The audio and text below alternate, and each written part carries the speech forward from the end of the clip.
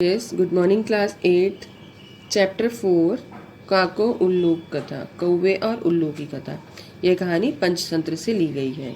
देखिए, प्राचीन काले एकस्मिन् वने एक विशाल वट वृक्ष आसीत्। प्राचीन काल में एक वन में एक विशाल मीन्स बड़ा वट वृक्ष था। तस्मिन् वृक्षे एक काक समूह प्रतिवसति स्म। उस वृक्ष पर एक कौवों का समूह वहाँ रहता था। तेषां काका नाम नृपः मेघवर्ण आसीत्। उन कौवों का राजा मेघवर्ण था। तत्र निकटे एवं एकस्मिन् पर्वते एका गुहा आसीत्। वहाँ उसके समीप एक पर्वत में एक गुफा भी थी। तस्यां गुहां उल्लूक समूह प्रतिवसति स्म। उस गुफा में उल्लुओं का समूह भी वहीं रहता था। तेषां उल्लूका नाम नृपः अरिमर्दनो अपि तत्रैव वसति स्म। उन उल्लुओं का राजा अरिमर्दन भी वहीं रहता था। अरिमर्दन है पराक्रमी नृपः आसीत्। अरिमर्दन बहुत पराक्रमी राजा था। किंतु सह काकांश स्वशत्रवः इति मन्यते स्म। किंतु वह कौवों को अपना शत्रु मानता था। सह प्रतिदिनं हत्वा एव भोजनम करोति स्म। वह हर रोज कौवों को मारकर ही भोजन करता था। शनैः शनैः काकानां विरला संख्या विलोक्य मेघवर्ण एकाम काकसभाम अयोज्य। धीरे धीरे कौवों की कम होती हुई संख्या को देखकर मेघवर्ण ने एक कौवों की सभा आयोजित की। सह सर्वान काकान बोध्यन अकथयत्। उसने सभी कौवों को बुलाकर कहा, उल्लू कहा प्रतिदिनम अस्माकं सदस्यान मारयन्ति। उल्लू हर रोज हमारे सदस्यों को मारते हैं। यदि वयं शीघ्रं कमपि उपायं न चिन्तयामः तर्हि अस्माकं काकाकुलम एव समाप्तम भविष्यति। यदि हम सभी शीघ्र ही कोई उपाय नहीं सोचते हैं तो हमारा कौवों का कुल ही समाप्त हो जाएगा। अस्माकं शत्रु शक्तिशाली अहंकारी च। हमारा जो शत्रु है वो बहुत शक्तिशाली है और अहंकारी मीन्स घमंडी है। रात्रौ अरिमर्दन है आक्रमणम कृत्वा अस्मान मारयति। रात को अरिमर्दन आक्रमण हमला करके हम सभी को मारता है। अतः भवन्ते सर्वे स्वविचार्यं प्रकटयन्तु। इसीलिए आप सभी अपने अपने विचारों को प्रकट कीजिए। तेषु काकेषु एकः भीरु काकः अवदत्। उनमें एक डरपोक कौवा बोला, अस्माभिः तस्य अरिवर्णस्य पराधीनता स्वीकरणीया। हम सभी को अरिवर्ण की पराधीनता को स्वीकार कर लेना चाहिए।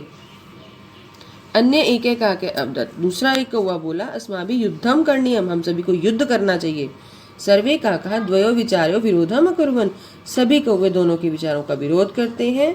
तत्र एकः स्थिर जीवी नाम चतुरः काकः शांत चित्तेन सर्वं शृणोति स्म। वहाँ एक स्थिर जीवी नामक चालाक कौवा शांत चित्त से सभी कुछ सुन लेता है।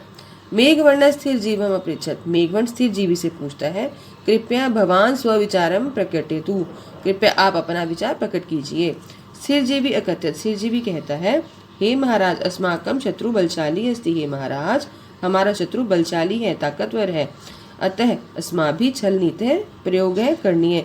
इसीलिए हमें छल का प्रयोग करना चाहिए। मेघवर्ण अवदत्। मेघवर्ण बोलता है, विस्तारेण कथयतु अस्माभिः किं करणीयम्। हम सब विस्तार से कहिए हम सभी को क्या करना चाहिए। स्थिर जीवी अकथयत्। स्थिर जीवी कहता है, भवान माम अपशब्दम कथयतु। आप मुझे अपशब्द कहिए। सर्वे परस्परम कलहम कुर्वन्तु। सभी आपस में कलह कीजिए। अरिमर्दनस्य दूतः सर्वं पश्यन् अस्ति। अरिमर्दन का जो दूत है वो सब देख लेगा। सह गत्वा सर्वे वृतांतम अरिमर्दनम वदिष्यति। वह जाकर सारा वृतांत अरिमर्दन को बता देगा। भवन्तः इदं नाटकं कृत्वा ऋष्यमुख पर्वतं गत्वा मम प्रतीक्षां कुर्वन्तु। आप इस नाटक को करके ऋष्यमुख पर्वत पर जाकर मेरी प्रतीक्षा करना। अहम उल्लूक दले सम्मिलितः भूत्वा तेषां विनाशस्य व्यवस्थां कृत्वा शीघ्रमेव तत्र आगच्छामि। मैं उल्लुओं के दल में मिलकर उनके विनाश की व्यवस्था करके शीघ्र ही जल्दी ही वहां से आ जाऊंगा। तदनंतरम सर्वे नाटकम आरब्धवन्तः। बाद में सभी ने नाटक शुरू किया। स्थिर जीवी अवदत्। स्थिर जीवी बोला, भवान नृपस्य योग्य नास्ति। आप राजा के योग्य नहीं है। अरिमर्दन उत्तम नृपः अस्ति। अरिमर्दन उत्तम राजा है। मेघवर्ण अन्य काका च स्थिरम जीविनम ताड़यन्ति। मेघवर्ण अन्य कौवों के साथ स्थिर जीवी को मारते हैं। एकः काकः स्थिर जीवीं वृक्षात् अधः पातयति। एक कौवा स्थिर जीवी को वृक्ष से नीचे गिराता है। तदनंतर सर्वे काका तथा ऋष्यमुख पर्वतम गच्छन्ति। उसके बाद सभी कौवे वहां से ऋष्यमुख पर्वत पर चले जाते हैं। एतत् सर्वं दृष्ट्वा अरिमर्दनस्य दूतः प्रसन्नः भूत्वा अरिमर्दनम कथयति। यह सब देखकर अरिमर्दन का दूत खुश होकर अरिमर्दन को कहता है, महाराज काकेशु कलह संजातः, कौओं में कलह हो गया है। अधुना अस्माभिः आक्रमणम करणीयम, अब हम सभी को भी आक्रमण कर देना चाहिए। अरिमर्दनः सैनिकैः सह वट वृक्षम आगतः, अरिमर्दन सैनिकों के साथ वट वृक्ष पर आता है। किंतु वट वृक्ष एकोऽपि काकः नास्ति, किंतु वट वृक्ष पर एक भी कौवा नहीं है। अरिमर्दन है अवधत, अरिमर्दन बोलता है, मत भयेन काका इतः पलायते, मेरे डर से कौवे इधर उधर भाग गए हैं। सहसा एकः उल्लूकः भूमौ पतन्तं स्थिरजीविम अपश्यत्, अचानक एक उल्लू को गिरते हुए देखकर स्थिरजीवी ने देखा और स कथयत्, वह बोला, अरे यह तू सह एव काकम यम ताड़ित्वा मेघवर्ण काकः सह इतः पलायति, यह तो उसी कौवे के साथ डर कर मारे गए कौवे मेघवर्ण के साथ इधर उधर भाग गए हैं। अरिमर्दन है स्थिरजीवी में अपरिचित, अरिमर्दन ने स्थिरजीवी से पूछा, कथम भवतः एतादृशीं दशा संजाता, तुम्हारी ऐसी दशा किस लिए हुई है। स्थिरजीवी अवदत, स्थिरजीवी बोलता है, हे महाराज अहम मेघवर्णम अवदत, मैंने मेघवर्ण से कहा, यद अरिमर्दन है शक्तिशाली नृपः अस्ति, कि जो अरिमर्दन है वह बहुत शक्तिशाली राजा है। अतः अस्माभिः तस्य अधीनता स्वीकरणीया, इसीलिए हम सभी को उसकी अधीनता को स्वीकार कर लेना चाहिए। स एव योग्य नृपः, वह ही एक योग्य राजा है। अतः सर्वे काका मम अताड़यन्, इसीलिए सभी कौवों ने मुझे मारा है। मम निवेदनम अस्ति, मेरा निवेदन है, यद कृपयाम, कृपा करके, मामपि स्वसमूहे स्वीकृतो, मुझे अपने समूह में स्वीकार कर लीजिए। अहम आजीवनम भवन्तम गुह्याम बहि स्थित्वा भवतः गुणगानम कर्तुम इच्छामि, मैं आजीवन पूरा जीवन आपकी गुफा में गुफा के बाहर रहकर आपका गुणगान करना चाहता हूँ। सहसा एक उल्लू कह कथत, अचानक एक उल्लू ने कहा, महाराज शत्रु विश्वास न करने, महाराज शत्रु पर विश्वास नहीं करना चाहिए। एषः अस्मान वंचति, यह हम सबको ठग लेगा। अन्य उल्लू कह कथत, अन्य उल्लू ने कहा, नहीं महाराज, एतम स्वगुहाम नयामः एषः काकानां भेदः अस्मान विदिष्यति, यह अपनी गुफा में लाकर हमें कौवों का भेद बताएगा। आगे देखिए बेटा। अरिमर्दन स्थिरजीवी स्वगुफाम अन्यत, अरिमर्दन स्थिरजीवी को अपनी गुफा में ले आता है।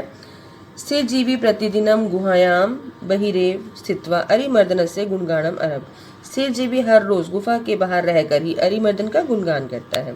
शैत्यम आगतम, अतः स्थिरजीवी अरिमर्दनस्य आज्ञया गृहं निर्मातुम काष्ठसंग्रहम आरभत, शैत्यम सर्दी आने पर वह स्थिरजीवी अरिमर्दन की आज्ञा से घर के बाहर निर्मातुम घर बनाकर काष्ठ संग्रह लकड़ियों का संग्रह आरंभ करता है। शनै शनै धीरे धीरे गुहायाम द्वारे एवं यथेष्टम काष्ठ संग्रहम अकरोत्, धीरे धीरे गुफा के बाहर ही उसने अपनी इच्छा के अनुसार लकड़ियों को इकट्ठा कर लिया।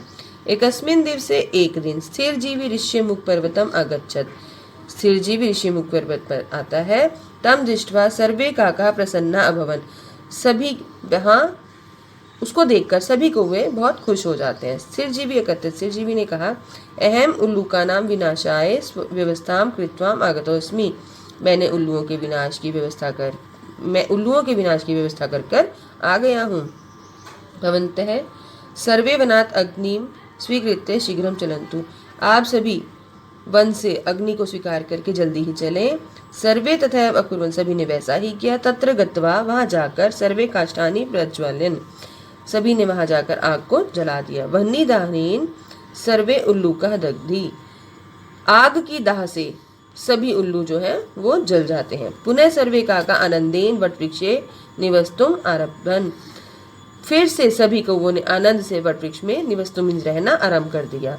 अतः उच्यते शत्रु कदापि विश्वास न करणीय, शत्रु पर कभी भी विश्वास नहीं करना चाहिए।